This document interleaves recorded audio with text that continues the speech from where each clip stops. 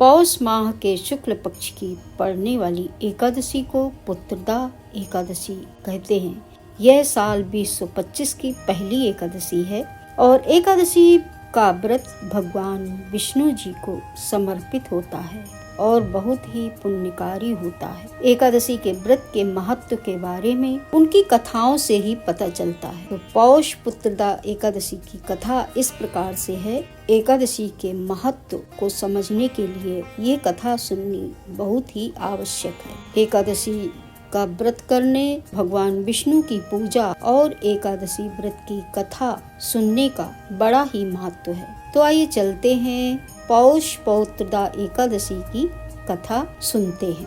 एकादशी के महत्व और उनकी कथाओं को सुनने के लिए महाराज युधिष्ठिर बड़े आतुर होके भगवान श्री कृष्ण जी से बोलते हैं और भगवान श्री कृष्ण जी उनकी इच्छा को पूर्ण करते हुए एकादशी व्रत की कथा को कहते हैं। इस बार की पौष पुत्रदा एकादशी की कथा है जो कि भगवान श्री कृष्ण महाराज युधिष्ठिर को सुना रहे हैं। तो आइए हम सब भी उन्हीं के वचनों को सुनते हैं। पुत्रदा एकादशी के व्रत के समान दूसरा कोई व्रत नहीं। इसके पुण्य से मनुष्य तपस्वी, विद्वान और लक्ष्मीवान होता है। भगवान कहते हैं, भद्रावती नाम नगरी में सुकेतु नाम का एक राजा राज्य करता था।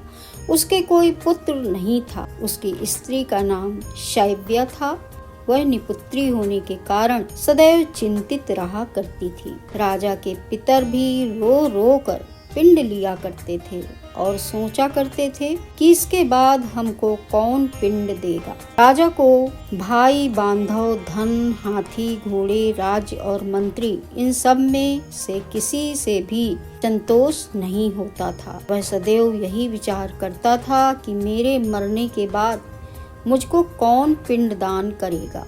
बिना पुत्र के पितरों और देवताओं का ऋण मैं कैसे चुका सकूंगा।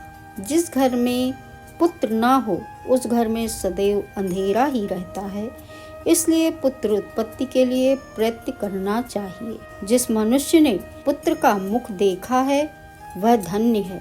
उसको इस लोक में यश और परलोक में शांति मिलती है, अर्थात उनके दोनों लोक सुधर जाते हैं। पूर्व जन्म के कर्म से ही इस जन्म में पुत्र, धन आदि प्राप्त होते हैं। राजा इसी प्रकार रात दिन चिंता में लगा रहता था। एक समय तो राजा ने अपने शरीर को त्याग देने का निश्चय ही कर लिया, परंतु आत्मघात को महान पाप समझकर उसने ऐसा नहीं किया। एक दिन राजा ऐसा ही विचार करता हुआ अपने घोड़े पर चढ़कर वन को चल दिया तथा पक्षियों और वृक्षों को देखने लगा। उसने देखा कि वन में मृग, व्याघ्र, सिंह, बंदर, सर्प आदि सब भ्रमण कर रहे हैं। हाथी अपने बच्चों और हथनियों के बीच घूम रहा है। इस वन में कहीं तो गीदड़ अपने कर्कश स्वर में बोल रहे हैं, कहीं उल्लू ध्वनि कर रहे हैं। वन के दृश्यों को देखकर राजा सोच विचार में लग गया। इसी प्रकार आधा दिन बीत गया। वह सोचने लगा कि मैंने कई यज्ञ किए, ब्राह्मणों को स्वादिष्ट भोजन से तृप्त किया, फिर भी मुझको दुख प्राप्त हुआ क्यों? वह अपने आप से ही प्रश्न करने लगा।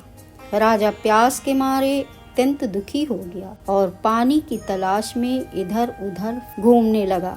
थोड़ी दूरी पर राजा ने एक सरोवर देखा। उस सरोवर में कमल खिले थे तथा सारस, हंस, मगरमच्छ आदि विहार कर रहे थे। उस सरोवर के चारों तरफ मुनियों के आश्रम बने हुए थे। उसी समय राजा के दाहिने अंग फड़कने लगे। राजा शुभ शकुन समझकर घोड़े से उतरकर मुनियों को दंडवत प्रणाम करके बैठ गया। राजा को देखकर मुनियों ने कहा, हे राजन, हम तुमसे अत्यंत प्रसन्न हैं। तुम्हारी क्या इच्छा है सो कहो। राजा ने पूछा, महाराज आप कौन हैं और किस लिए यहाँ आए हैं, कृपा करके बताइए।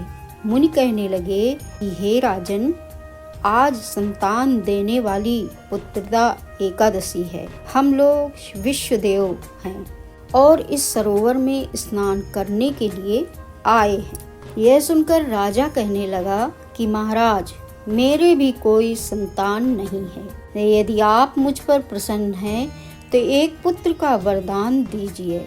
मुनि बोले, हे राजन, आज पुत्रदा एकादशी है, आप अवश्य ही इसका व्रत करें।